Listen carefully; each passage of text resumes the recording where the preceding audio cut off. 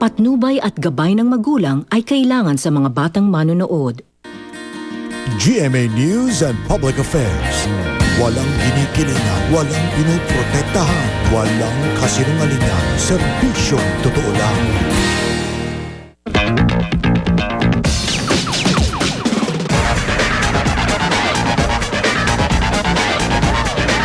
Ako po ang inyong kapuso, Jessica Soho, ngayong gabi.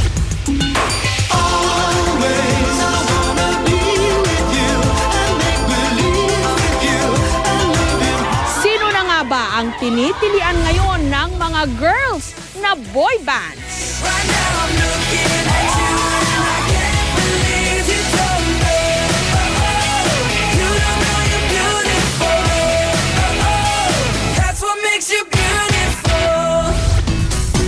Pagkaing too good to eat dahil work of art. Food art.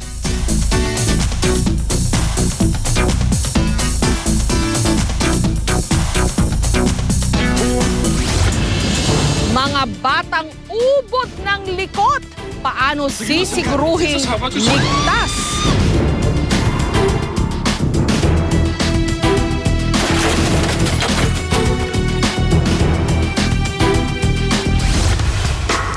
Bago pa sila humarap sa altar, mga pagsubok na pinagdadaanan ng mga ikakasal. Malagpasan kaya nila? Sobrang sakit po, lalo't hindi po inaasahan ang ganun pangyayari. Matapos lang po sa wala.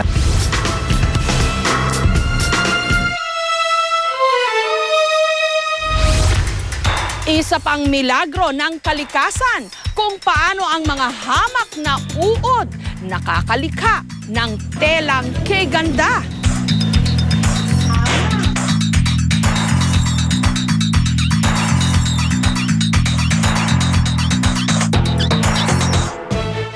Successful rescue operation. Ay sinasamahan natin sila habang sila ay papunta sa Fort Bonifacio. Just one of the many hotels here in Tuguegarao. Nabugbog na ang buksingerong si Andaga. Accept the Peabody as Jessica Soho. Today I will be dedicating this award.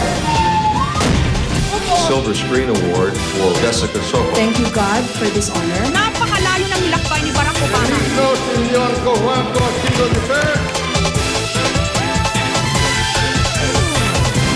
2 to 7 years old ang pinakadelikadong mga taon para sa mga bata. Sa panahong ito, magnet sila ng kung ano-anong mga disgrasya.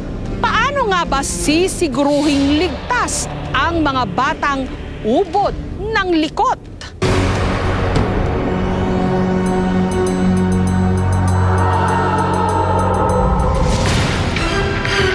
Naging laman ng balita nitong nakaraang linggo ang videong ito sa China kung saan isang bata ang nasabit sa mga rehas na bakal sa isang gusali. Naipit ang ulo ng bata. Mabuti na lang at isang lalaki ang mabilis na sumaklolo. Sinuportahan ang mga binti ng bata para hindi tuluyang mahulog. Makalipas ang 30 minuto, nailigtas din ang bata. Pero sa YouTube, tila hindi swerte ang nangyari sa batang babaeng ito na nakaupo sa bintana ng isang mataas na building sa Japan. Ilang sandali pa, tila papasok na sa loob ang bata nung bigla itong nawalan ng balanse. Nakapaglambitin pa, subalit walang dumating na tulong. Ilang segundo lang, nakabitaw sa kinakapitang bintana ang bata. At dahil nagtatayugan na rin ang mga residential building sa mga syudad ng Pilipinas, kung walang sapat na pag-iingat, hindi malayong mangyari rin ang ganitong sakuna. Katunayan, nito lamang Marso, isang 2 taong gulang na bata ang nahulog mula sa sliding window ng isang condominium tower sa Parañaque. Lalaglag daw. Nakano na buksan siguro yung bintana. Buhatan sa upuan. Patay ba? Patay daw yun.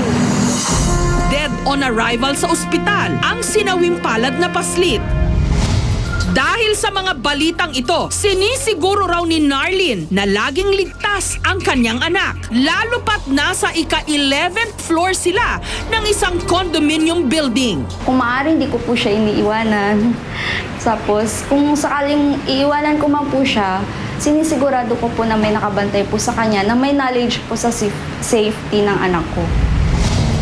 Kahit sa mga pampublikong lugar, kailangan ng karampatang pag-iingat.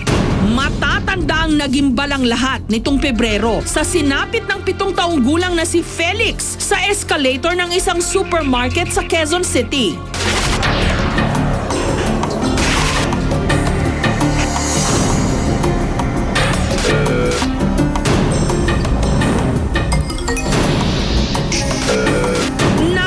Si Felix habang pababa sakay ng escalator.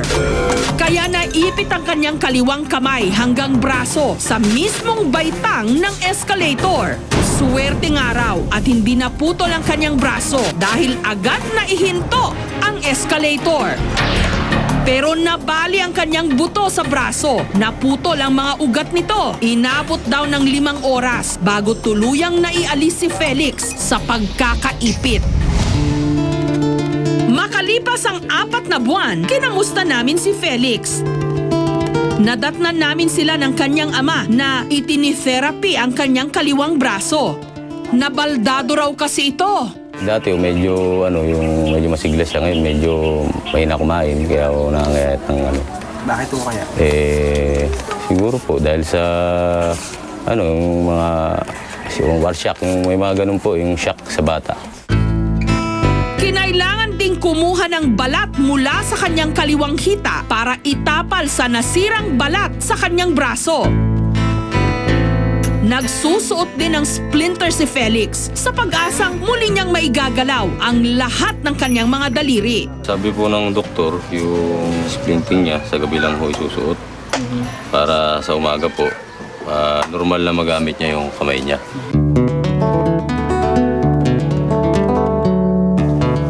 Dahil sa pagkakaaksidente ni Felix, hinigpitan na rin daw ni Rainier ang iba pa niyang mga anak.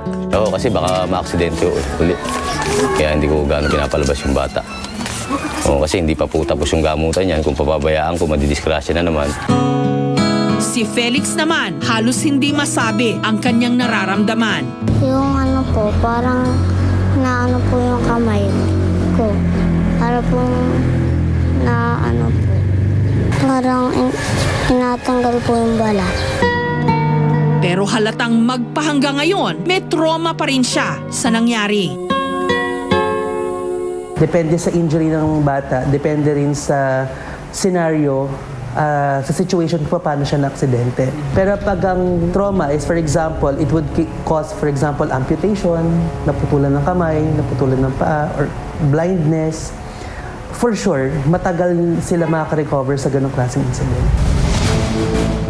Ang mga bata dapat talaga laging gwardyado dahil sa sandali na tayo'y malingat, hindi natin alam ang mga susunod na magaganap.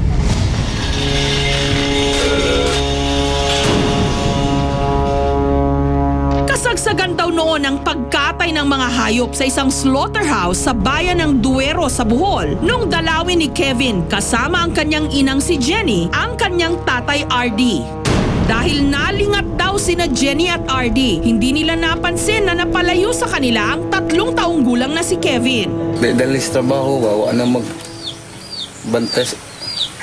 Bata nga, tuan mga tuan sa kawa dahil ni saka na slide. Huli na nung natuklasan nilang aksidente itong nalublob sa kumukulong tubig sa isa sa mga kawang gamit sa pagbanli ng mga nakatay ng hayop.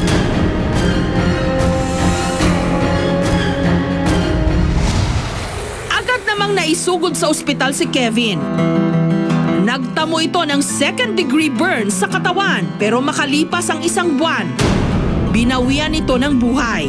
Pinasok daw kasi ng tubig ang kanyang baga. Mahay nga na natagak si Kevin sa kawang.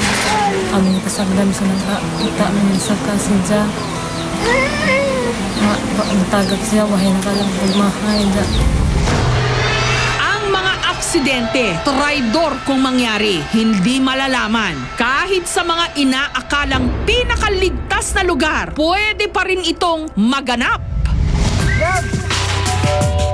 Magdadalawang taon nang nakalilipas habang nagpa-practice sa pagtakbo sa Burnham Park sa Baguio City, ang nooy 12 anyos na si Clifford nag-e-ensayo naman ng javelin throw ang kanyang kaeskwelang si Jamaica. Siyempong pag-itsa ni Jamaica ng javelin spear, siya namang pagtakbo ni Clifford para lumipat ng pwesto. Aksidenteng tumama at bumaon sa kaliwang bahagi ng ulo ni Clifford ang javelin spear. Oh, talagang takot na takot ako. Yun ang pakiramdam ko. Hindi ko alam kung paano na nga ako dahil yun na nga ang nangyari. Ako ang nandoon. Mabuti na lang at nataong may mga paramedic noon sa Burnham Park. Kaya agad nabigyan ng first aid si Clifford. Gamit ang isang mechanical saw o lagare, pinutol ang javelin spear na nakatusok sa ulo ni Clifford para madala siya sa ospital.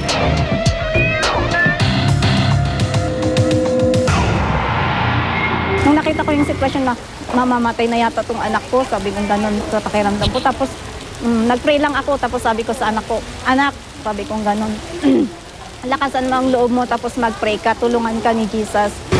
Sa X-ray plates na ito, makikitang bumaon ng 2 pulgada ang javelin spear, tagos hanggang bungo at umabot pa sa utak. Pwedeng pagkagising niya mababaliw siya or pwedeng maparalyze yung half body niya or pwedeng hindi na siya magigising.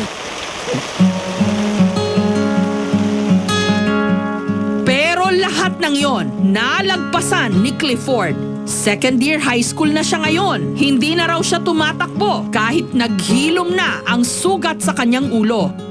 Kailangan daw niya ngayon ng doble-dobleng pag-iingat dahil tanging ang balat na lang sa kanyang ulo ang nagsisilbing proteksyon ng bahaging yon ng kanyang utak.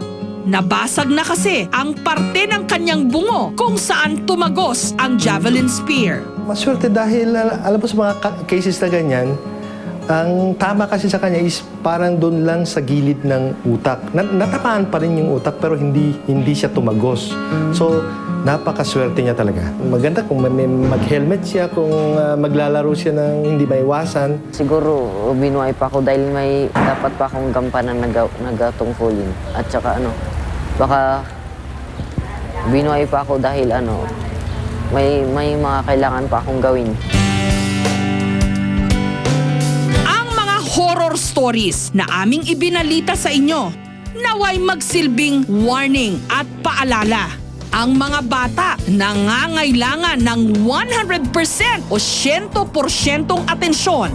Kailangan natin silang bantayan at gabayan dahil wala pa silang sapat na kaalaman at pag-iingat para proteksyonan ang kanilang sarili.